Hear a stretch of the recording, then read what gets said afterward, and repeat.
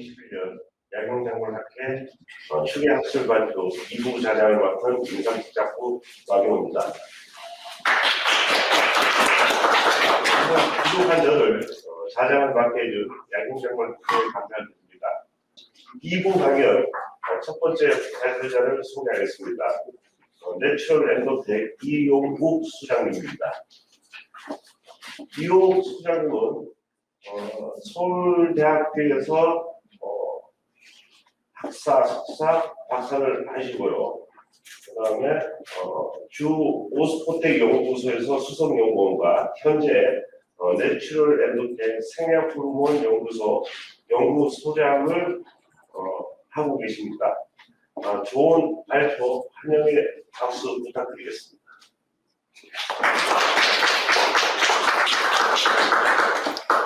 안녕하십니까. 내추럴 엔도텍 이용국입니다. 이 자리에 초대해 주신 약용작물학회 회장님과 회장님께 감사드립니다. 제가 발표드릴 내용은 약용작물 미래전략 대응 산업화 전략이라고 되어 있는데요.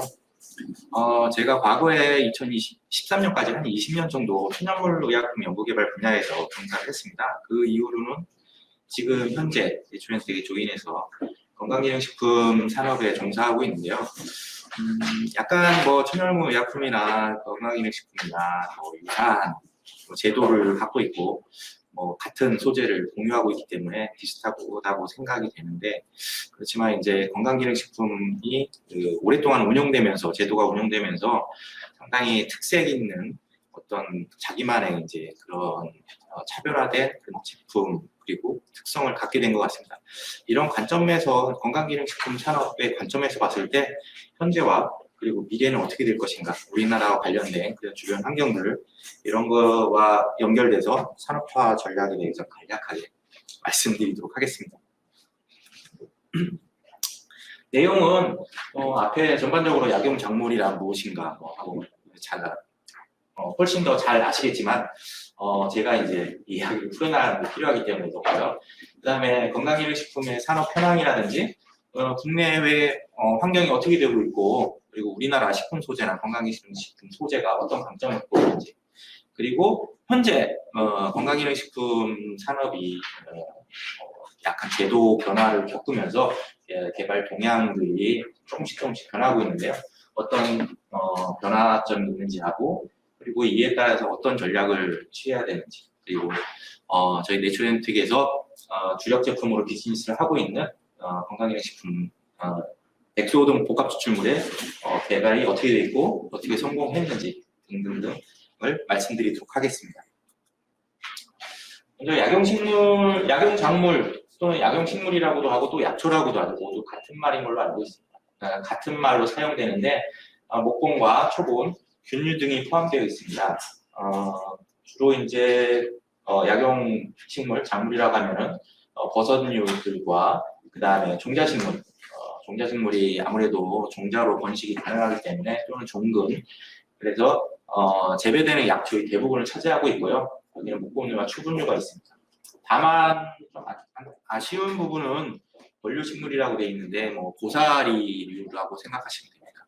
연구 소재 중에 고사리류가 있었는데 상당히 이제 그 기능성이나 약효 성분이 굉장히 약효가 있는 것을 발견했는데, 이 고사리류 같은 경우에는 아무래도 식습관, 섭취된 그런 근거도 부족하고, 그렇기 때문에 독성 시험 자료도 아주 폭넓게 요구하고 있고, 또는 재배가 굉장히 어렵더라고요. 그리고 그 원재료 소싱도 굉장히 어려웠기 때문에 그 뛰어난 약효에도 불구하고 산업화에 굉장히 애로를 겪었는데, 이 부분도 조금 더 신경을 써줬으면 좋겠습니다. 그리고 이걸 작물이라고 하면은 사람이 인위적으로 이용하기 위해서 재배하는 식물들인데 여러 가지 작물들이 있겠습니다. 이런 부분은 과거에는 약용식물들을 자연에서 채취해서 가공해서 이용해 왔던 반면에, 지금은 아무래도 수요가 많아지고 하다 보니까 대규모 이제 그 농경지에서 재배단지에서 재배를 통해서 대량 생산하고 있습니다. 그렇지만 아직도 채취에 의존하는 그런 약초나 약용식물들이 있고요. 그리고 약용식물이라고 그 농식품부에서 이제 2012년 특용작물 생산했을 적에 보면 한반도 자생식물종이 뭐 4,600종이라고 앞에서 말씀하신 김영찬 박사님이나 양태진 교수님께서는 이게 더 훨씬 더 많기도 하고 적기도 됩니다. 인용된 자료에 따라서 조금씩 차이가 있는 것 같습니다. 그리고 국내에 이제 약용으로 사용되는 식물들이 2,100종이라고 하는데 중에서 이제 재배되는 작물들은 55종이라고 합니다. 이런 약용 작물들의 수요는 말 그대로 약용이기 때문에 전반적으로 이제 의약품 부분에서 사용되어 왔습니다. 전통의약품이라고 하고 좀 한약, 한방 또 뭐 동일한 말이 될 수 있는데 이런 부분은 뭐 우리들이 그 치료를 목적으로 장기간 사용해 오면서 그 효과가 증명돼서 계속적으로 써왔던 뭐 약초직식의 결정체라고 볼 수 있고요. 이런 각종 한의소로 정리가 되어 있습니다. 다만 이제 지방에 이제 조금 약간 그런 의약품이라든지 이런 게 좀 혜택이 덜 받는 우리나라에도 그런 데가 있긴 있습니다.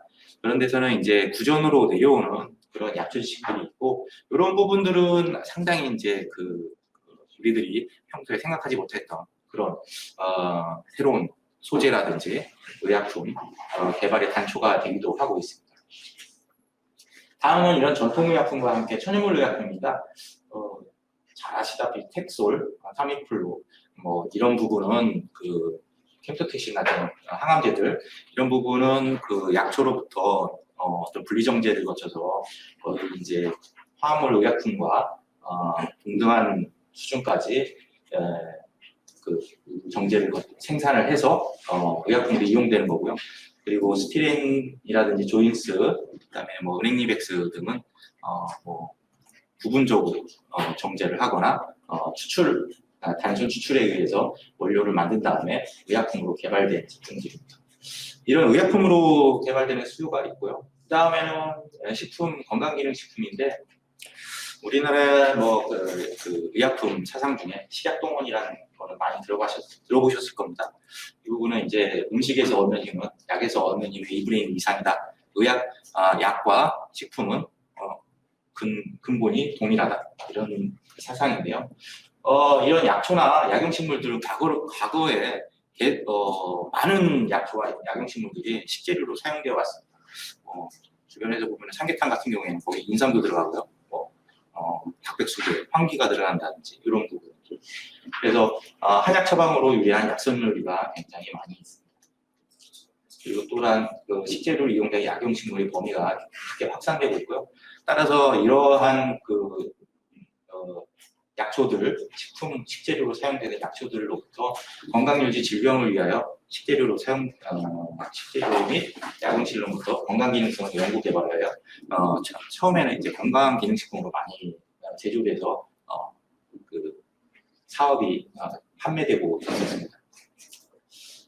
그렇지만 이제 지금 건강기능식품 제도가 생긴 이후에 지금까지 뭐 거의 10여 년, 10년 이상, 20년 이상이 되어 왔는데 이런 건강기능식품이 그 시장에 성공적으로 정착함에 따라서 원재료인 약용식물 그 수요도 크게 증가했고 건강기능식품 산업도 굉장히 크게 확대되는 걸로 알고 있습니다.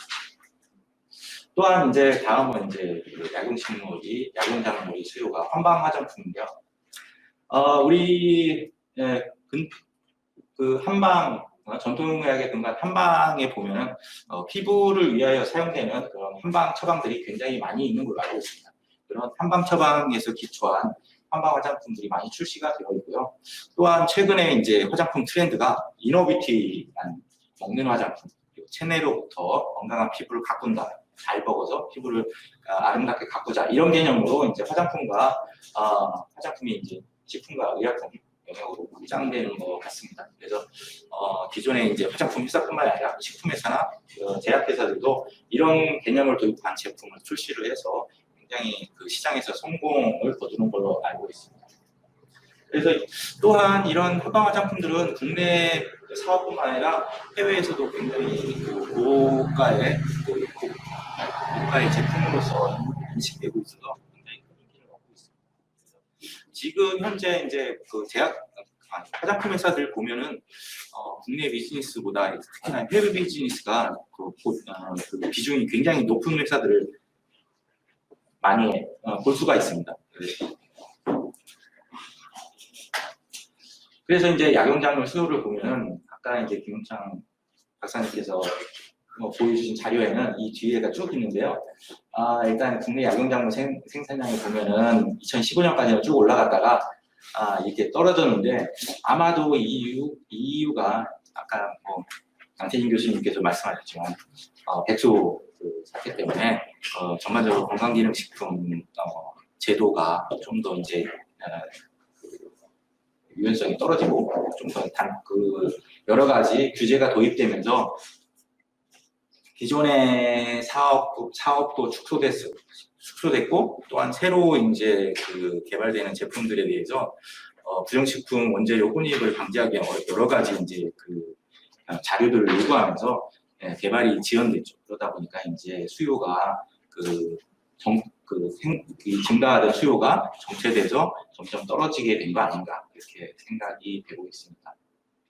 그리고 또 이런 정체된 수요를 해외로부터 수입된 다른 소재들이나 특히 이제 국내에서는 콜라겐이나 아니면 유산균 같은 그런 소재들이 대신하지 않았나 그렇게 생각이 되고 있습니다.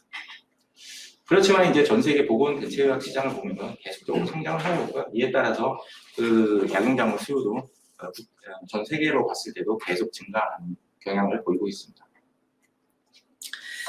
근데 전체적으로 보면은 의약품 시장이라든지 건강기능식품, 한방 화장품 시장을 봤을 때 아무래도 이제 약용작물 수요가 가장 높은 부분은 건강기능식품 산업이라고 합니다.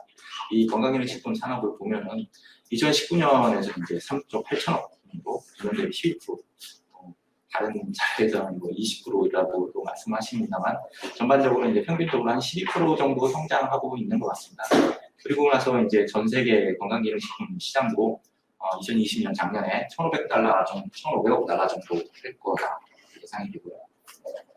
그리고 이렇게 건강기능식품과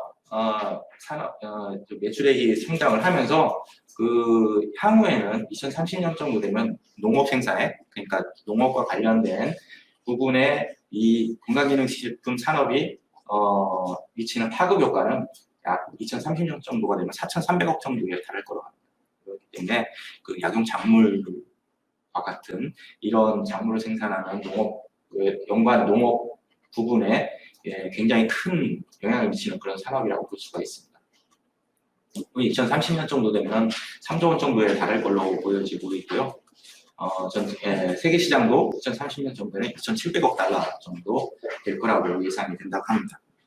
굉장히 이제 고성장하는 그런 산업군에 속하고요.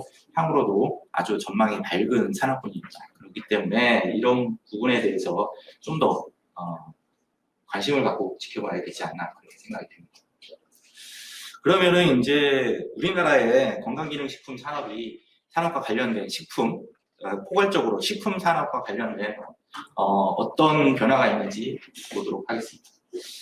일단 식품이라고 하면은 일종의 엔지니어링, 제조업이라고 생각이 듭니다만 어떻게 보면은 그 나라의 어떤 문화 일종이라고 그렇게 생각해야 되지 않나 저는 그렇게 보고 있습니다. 일단 식습관, 식문화 이렇게 볼 수가 있는데요. 전체적으로 이제 한국 문화 여러 가지 문화들이 K-팝이라든지 영화, 드라마, 그다음 한국 식품 이런 한국 문화들이 전 세계로 이렇게 계속 확산되는 세계화가 진행 중에 있습니다. 그 중에서도 한국 식문화에 대한 관심이 집중되고 있고요. 이 식문화에 대해서 과거에는 우리나라 이제 김치 같은 경우에는 외국에 이게 들고 나갔을 때 굉장히 혐오식품으로 이렇게 인식을 했다고 합니다. 유럽이라든지 미국에서 김치 같은 마늘 이런 걸 굉장히 혐오식품이라고 인식을 했었는데 지금은 그렇지가 않죠. 굉장히 이제 건강하고 좋은 몸에 좋은 그런 이제 식품으로 인식하는 그런 인식의 대전환이 일어나고 있습니다. K-팝 부분을 보면은 이분들은 뭐 굉장히 유명한 저희 음악 유행에 좀 약간 뒤떨어진 저도 이제 잘 알고 있는 BTS 방탄소년단. 이들은 전 세계적으로 엄청난 팬덤을 갖고 있다고 합니다. 저도 어느 정도나 되는지는 가늠을 할 수가 없는데요. 이런 전 세계적인 뭐 다른 문화, 다른 언어, 다른 민족 여기에 폭넓은 팬덤을 갖고 있어서 이 팬덤이 소비하는 방탄소년단과 관련된 문화적 소비가 엄청납니다. 특히나 이제 이들 방탄소년단 때문에 한글을 배웠다 이런 얘기들인데 이렇게 팬레터를 한글을 배워서 써서 보내는 정도라고 합니다. 또한 방탄소년단들이 어떤 TV 프로그램 나와서 김치 담그는, 김장 담그는 어떤 행사를 했던 것 같습니다. 이렇게 하니까 이 팬들이 김치를 직접 담궈 먹고 그 김치 담그는 법을 찾아서 김치를 담그고 김치를 소비하고 또 방탄소년단과 관련된 여러 가지 제품들을 문화적인 소비를 하고 있는데 사실 우리나라 그 전에 이 한글을 전 세계에 이제 보급하기 위해서 굉장히 많은 노력을 했었는데 이분들은 돈을 벌면서 우리 문화를 전 세계에 알리고 이런 한국 문화에 대해서 우호적인 그런 환경이 조성되고 있고 또 이거는 요즘에 굉장히 유명한 드라마죠. 오징어 게임입니다. 오징어 게임은 이제 생존 게임은 이제 드라마로서 우리나라 전통적으로 해왔던 그런 놀이들을 생존 게임 형식으로 풀어나간 좀 어떻게 보면 잔인한 그런 드라마인데요. 이건 무궁화꽃이 피었습니다란 놀이입니다. 이 놀이들을 외국의 성인들이 따라하는 그런 내용입니다. 그리고 또 어떤 건널목에서 무단횡단이 빈번한 건널목에서 이 인형을 세워놓다 이 무궁화꽃이 피었습니다란 멘트를 틀어주자 모든 사람들이 다 멈춰서 무단횡단을 하지 않았다고 합니다. 그런 정도로 이런 문화 자체가 전 세계적으로 많이 알려지고 있고요. 이건 흔하게 이제 놀이동산 같은 데 가면 먹을 수 있는 달고나 뽑기 게임인데요. 이 뽑기 게임과 이 달고나와 관련된 매출액이 전 세계적으로 계속 급등하고 있고 확산되고 있고 또 달고나 오랫동안 만들어 왔던 그런 분들 집안에서 조금씩 만들던 그런 분들이 장인으로 대접받는 그런 상황이라고 합니다. 이런 한국적인 문화들이 전 세계로 확산이 되고 있고요. 이에 따라서 이제 우리나라의 식문화, 유명한 김치는 이미 아까 말씀드린 것처럼 혐오식품에서 벗어나서 여러 가지 건강을 챙겨주는 건강하고 유명한 발효식품 중에 전 세계적인 발효식품 중에 하나가 됐습니다. 또는 이 비빔밥 이런 거는 찾아먹는 사람 엄청 많죠. 돌아가신 마이클 잭슨도 먹었다고 합니다. 그리고 여기는 삼겹살. 과거에 사실 삼겹살이 한국에서 돼지고기의 좋은 부위를 수출하고 남은 그 부분을 먹다가 보니까 이제 삼겹살이 한국에서 굉장히 우리의 이제 정체성처럼 이렇게 여겨졌었는데 지금은 이제 전 세계인들이 삼겹살을 굉장히 좋아하게 됩니다. 그리고 이거 갈비. 이런 한국의 식문화들이 전 세계에서 거부감 없이 받아들이는 이런 상황에 이렇습니다. 따라서 이런 환경적인 요인을 우리가 이제 식품 사업, 건강기능식품 사업에 이용해야 되지 않을까 이렇게 생각을 하고 있고요. 따라서 이제 우리나라의 농식품 수출액이 그전까지는 정체되어 있다가 갑자기 크게 증가하기 시작했습니다. 2020년에 75억 달러, 그리고 2021년에 3분기까지 61억 달러에 달해서 80억 달러, 90억 달러까지 이를 것 같은데 올해는. 그리고 이 부분은 굉장히 유명한 내용이죠. 비비고 만두. 만두만 해외에서 1조 원 이상 판다고 합니다. 물론 이건 CJ의 사업적인 수단이 굉장히 성공적이어서 전 세계적인 사업 성공으로 이어졌다고 보여지지만 아무래도 이제 한국적인 문화, 한국적인 식문화에 대한 전 세계적인 인식 변화에 따라서 이렇게 된 거 아니냐 이런 부분도 주장할 수 있을 것 같습니다. 자, 그러면은 한국의 그 식품 소재에 어떤 강점이 있을까? 보시면은 이분은 얼마 전에 돌아가신 고 임지호 씨였습니다. 이분은 이제 TV 프로그램 중인 방랑식객이라는 그 프로그램에 출연하셨는데 주위에서 얻을 수 있는 이런 식재료를 뜯어가지고 바로 식품 그 요리로 만드는 그런 퍼포먼스를 보여주셨는데 사실 이제 그 운영하는 식당에서도 이렇게 자연 식재료를 주위에 얻을 수 있는 자연 식재료를 가지고 그 요리를 만들어서 이렇게 그 식당을 운영했다고 돌아가시는 게 좀 젊은 나이에 좀 안타깝습니다. 이런 걸 보면은 우리나라 보면 이제 이거는 지리산 둘레길인데요. 이렇게 산책을 하거나 등산을 하거나 보면은 이 주변에 굉장히 많은 식재료를 볼 수가 있습니다. 저도 이제 어렸을 때 시골에서 자랐기 때문에 부모님이 이제 그런 길에서 뜯어오신 달래라든지 냉이 또 이제 요거는 쓴바귀 그다음에 기름나물입니다. 기름나물. 흔하게 볼 수 있는 잡초들 명화주입니다. 명화주 너무 흔하고 그다음에 요거는 그 방가지똥이라는 저기 그 좀 크면은 이렇게 올라와서 그 억세게 된 그런 잡초인데요. 이런 것도 이제 뜯어서 쌈채소라든지 아니면 비빔밥의 재료라든지 여러 가지 나물 부침 재료라든지 이런 걸 사용할 수 있고요. 쑥 또는 뭐 민들레 이런 자연 식재료들 우리들이 이제 수천 년간 먹어왔고 이렇게 그 식습관이 굉장히 많이 쌓여 있습니다. 이런 식재료들이 모두 그 식품 원료가 재료가 될 수 있고 또는 이런 식품으로부터 새로운 기능성을 도출해서 우리들이 건강기능식품으로도 할 수 있고 또 대량으로 재배를 해서 약용작 또 하나의 약용작물이 될 수도 있다고 생각합니다. 이런 우리들이 갖고 있었던 이전까지 지금까지 해왔던 우리들이 식문화들이 그 전 세계적으로 이게 자연으로부터 유래한 식재료와 이런 그 건강하고 다양한 맛을 내는 그런 식재료를 사용해서 음식을 해먹는 이런 식문화를 갖고 있기 때문에 전 세계인에게 어필하지 않나 요즘 그렇게 생각이 됩니다. 또 보면은 이제 식품 산업이란 게 어떤 식문화로서 그 나라 고유의 국가 민족 고유의 어떤 문화의 일부라고 생각이 되고요.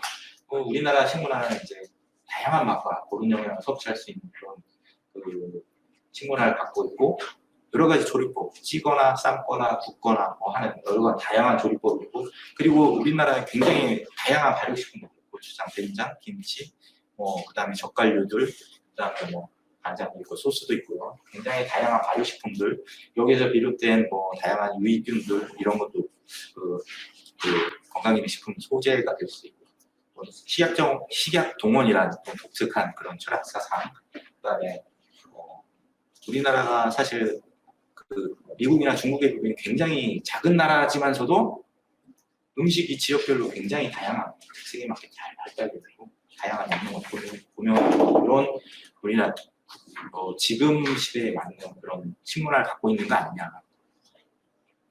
그렇기 때문에 이제 그 전 세계적으로 우리나라의 식문화, 식품 소재들이 각광받을 수 있다 이렇게 생각이 듭니다. 그리고 이제 우리나라 자생식물이 4,000여 정도밖에 안 되는 그런 빈약한 자원을 갖고 있지만 이 중에서 우리가 이제 약초, 천종이고 약용식물이나 식품 소재를 사용할 수 있는 게 이 중에 거의 대부분이죠. 2,100종 이상이 그 약용이나 식용으로 사용되어 왔다고 하니까 굉장히 많은 다양한 식습관을 보유하고 다양한 소재의 식습관을 보유하고 있고요.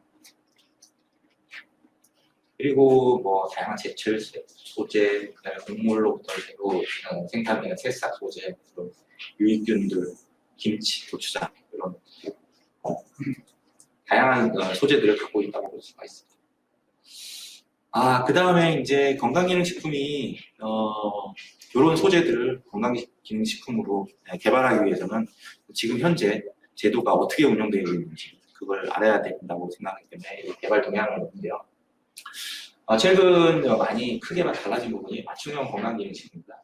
이 맞춤형 건강기능식품은 각 개인의 이제 그 유전자 분석이라든지 피부 진단, 대사체 분석, 이렇게 그다음에 모발 검사나 장내 미생물 검사를 거쳐서 그 개인의 건강 취약한 건강 부분을 파악을 해서 거기에 맞는 그 건강기능식품을 처방해서 여러 가지 하나의 세트로 만들어서 묶어서 팔겠다 이런 비즈니스입니다. 그렇기 때문에 이런 부분이 그 향후에 건강기능식품 산업이 이쪽으로 확산될 것 같고요. 해외에서 보면은 이제 건강진단과 건강기능식품을 같이 이제 그 묶어서 제공되는 그런 비즈니스도 있고, 그다음에 이제 그 생활 서비스와 부족한 영양분이라든지 그런 부분과 맞는 건강기능식품을 제공하는 그런 서비스들이 있습니다. 다음은 저희들도 굉장히 주목하는 부분인데 기능성 표시식품입니다.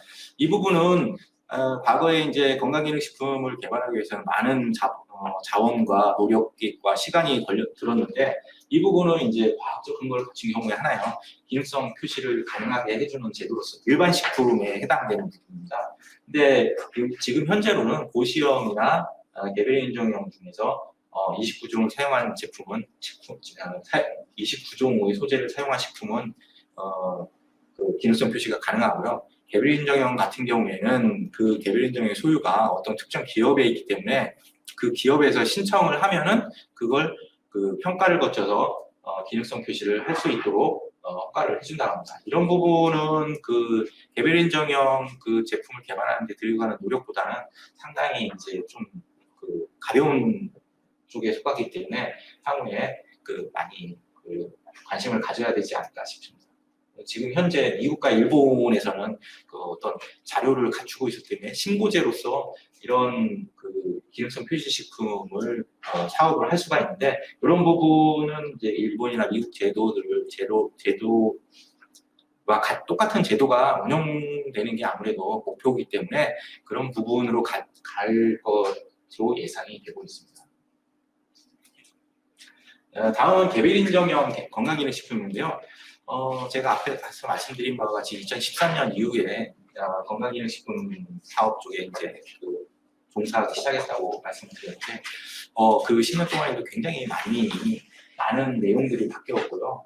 특히나 이제 그 되게 가장 중요한 부분이 개별 인정형 건강기능식품 인체 적용시험인데 이 부분은 지침서가 계속적으로 발간이 되면서 굉장히 크게 확산이 되어 있습니다. 그래서 이제 10년 전에 그런 인체 적용 시험을 가지고 지금은 이제 개별 인정 건강기능식품을 못 받을 수도 있습니다. 굉장히 고도화되어 있고 거기도 그 약간의 이제 그 흐름 자체가 굉장히 많이 바뀌어 있습니다. 이런 부분도 지침서라든지 이런 부분을 좀 더 면밀히 검토를 해야 될 것 같고요. 그리고 현재 굉장히 중요하게 생각하는 부분은 그 작용 기전과 전체 연구 개발 과정에서 기능성과 연관된 작용 기전 자료를 굉장히 중시합니다. 그렇기 때문에 세포 시험이나 동물 시험, 인체 시험까지 일관된 이제 바이오마커가 그 바이오마커에 대해서 확인이 되도록 그렇게 바이오마커라는 것은 그 생약의 지표 성분이 아니고요. 그 기능성과 관련된 바이오마커, 인체의 바이오마커, 예를 들면 혈압과 관련된 부분이라든지 아니면 혈중 콜레스테롤 이런 부분을 말씀드린 거고요. 이런 부분이 일관되게 그 규명이 되어야 됩니다. 그리고 특히나 이제 소재 표준화 부분은 뭐 중요하고요. 그리고 안전성 시험 자료들이 중요합니다. 이런 제도 변화가 최근에 있었고요. 그러면은 건강기능식품 제가 앞에서는 20년 동안 천연물 의약품을 연구 개발을 했고요. 지금은 건강기능식품을 연구 개발하고 있는데 과연 이게 무엇이 다르냐? 뭐 전체적으로 보면은 뭐 똑같은 거 아닌가? 뭐 이렇게 생각하시는 분들도 많죠. 저도 그렇게 처음에는 그렇게 생각했습니다. 그렇지만 이제 이런 유사점이 있습니다. 같은 소재를 사용하고 약용작물을 하지만 식품 소재로 불가능한 소재는 의약품으로 가능하지만 식품으로 건강기능식품으로는 안 되고요.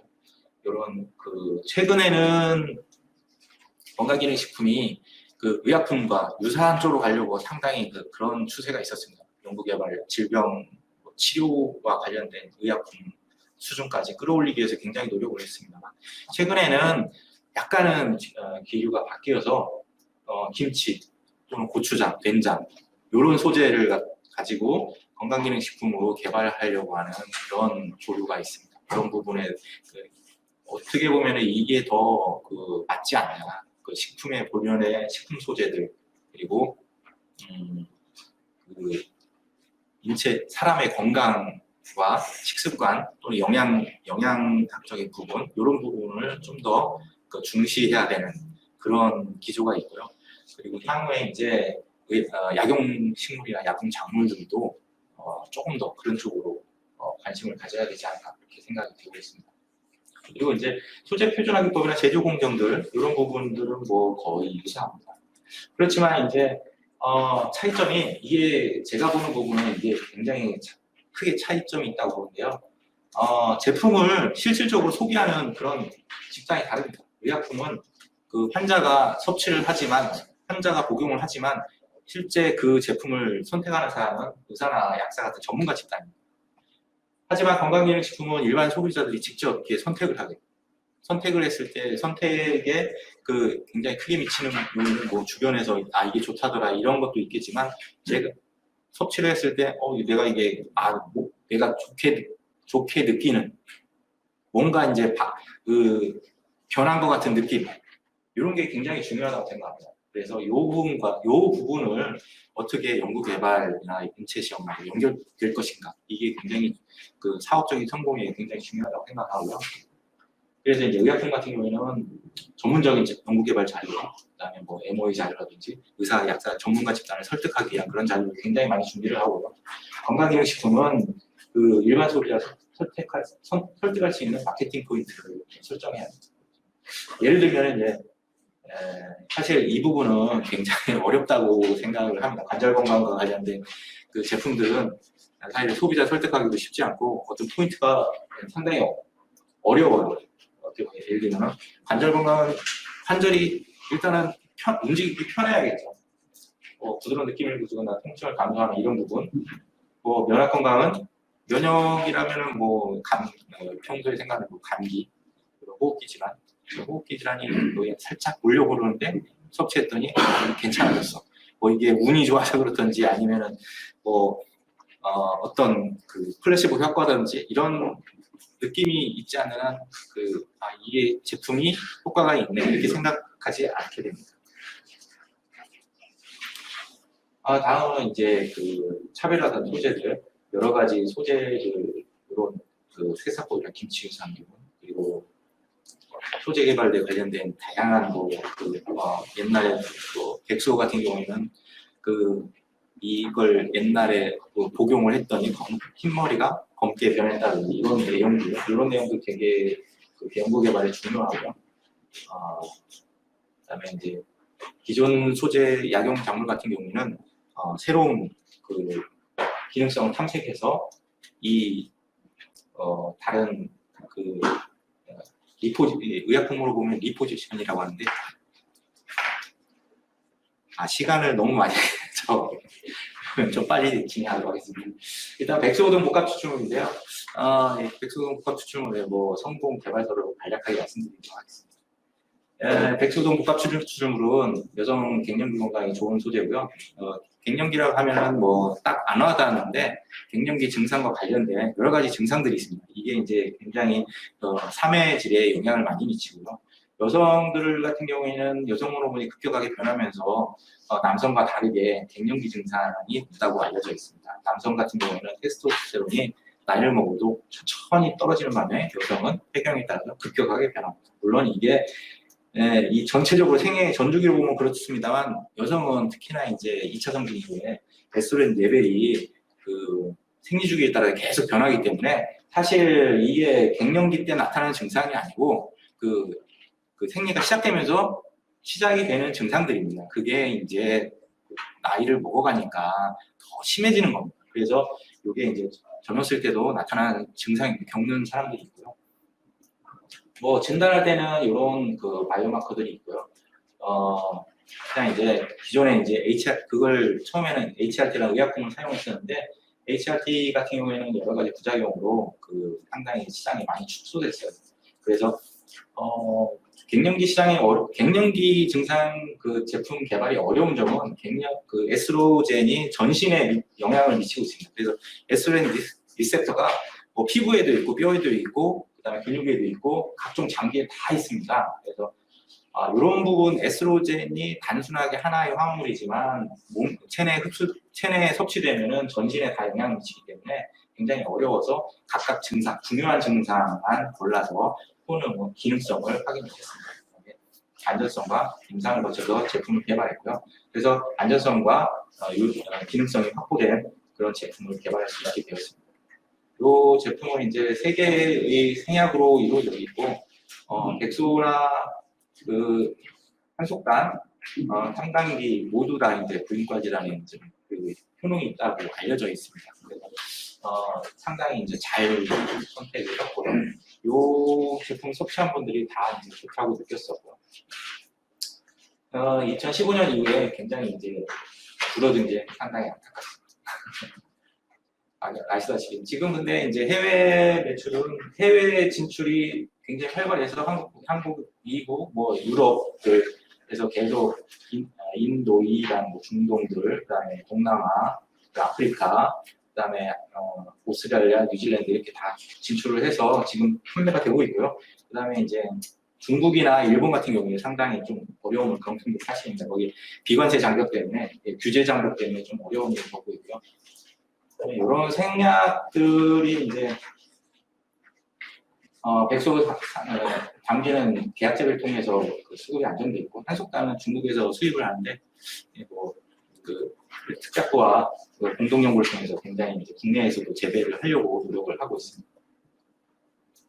수급 안정화방은 앞에서 많이 말씀드려가지고 사실은 이제 우리나라 기후 변화나 여러 가지 품종화 정도가 낮아서 어려움을 많이 겪는 거고요.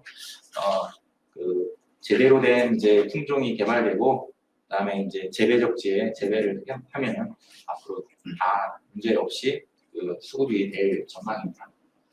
한 가지만 더 말씀드리려고 하는데요. 사실 이제 약용작물을 원재료 사용해 건강기능식품은 지금 정부에서 국제과제 많이 운영이 되고 있는데, 이런 부분 이게 단기면 단기 이런 테마로 해서 정책 사업을 집중하는 그런 자금 집행이 중요하다고 생각을 합니다. 이상입니다. 너무 길게 해서 죄송합니다. 수고하셨습니다. 이호 선생님께서 약용작물 산업화 방향에 대해 좋은 발표를 해주셨습니다. 질의 내용 있으신 분들은 말씀 부탁드리겠습니다.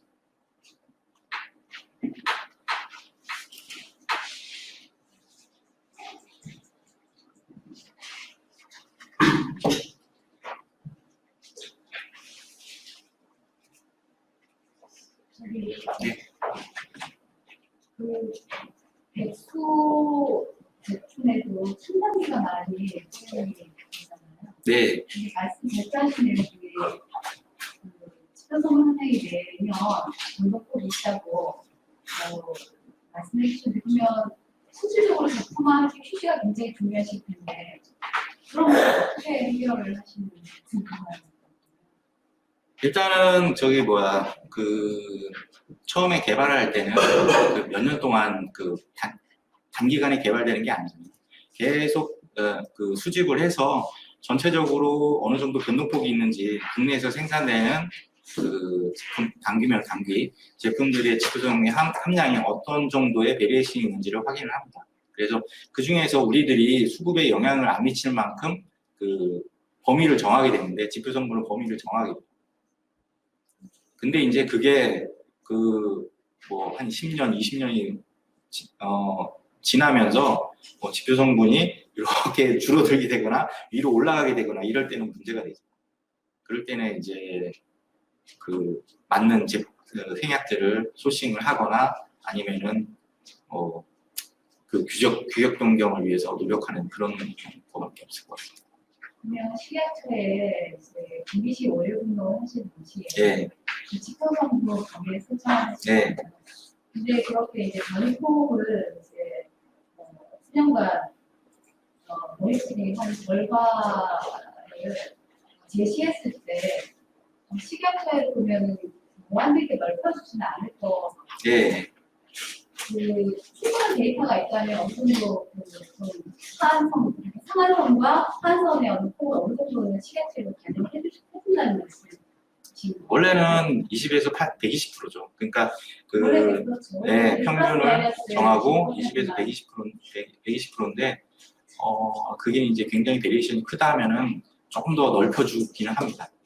근거를 제시를 하면 50에서 150이 제일 기업에서 원하는 부분 그 폭이고요. 보통은 70에서 130, 그 정도까지도 해주고. 플러스 마이너스 30까지는 예. 충분한 근거 자료. 예, 근거 자료만 있으면은 서울에 주는 예. 일반적으로는 플러스 마이너스 한 20에서 80에서 120. 20 정도로 예. 보면 되는 거죠.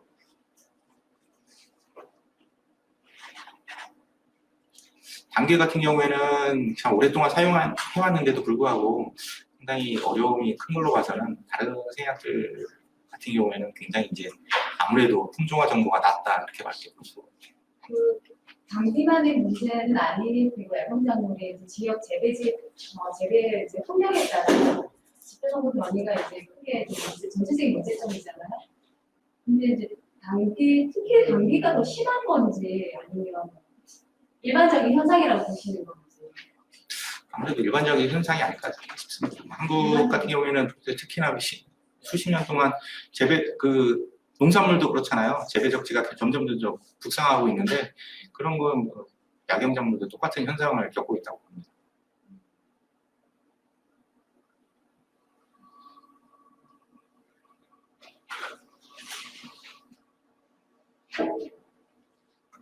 네, 또 다른 지리사항 없습니까?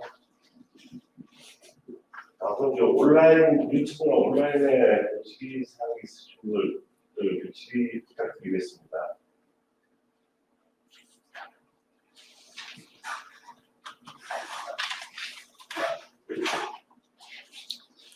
네, 또 프로에 더 이상 지리사항 없으면 두 번째 발표로 이어나가도록 하겠습니다. 이용호 수장님 수고 많으셨습니다. 감사합니다.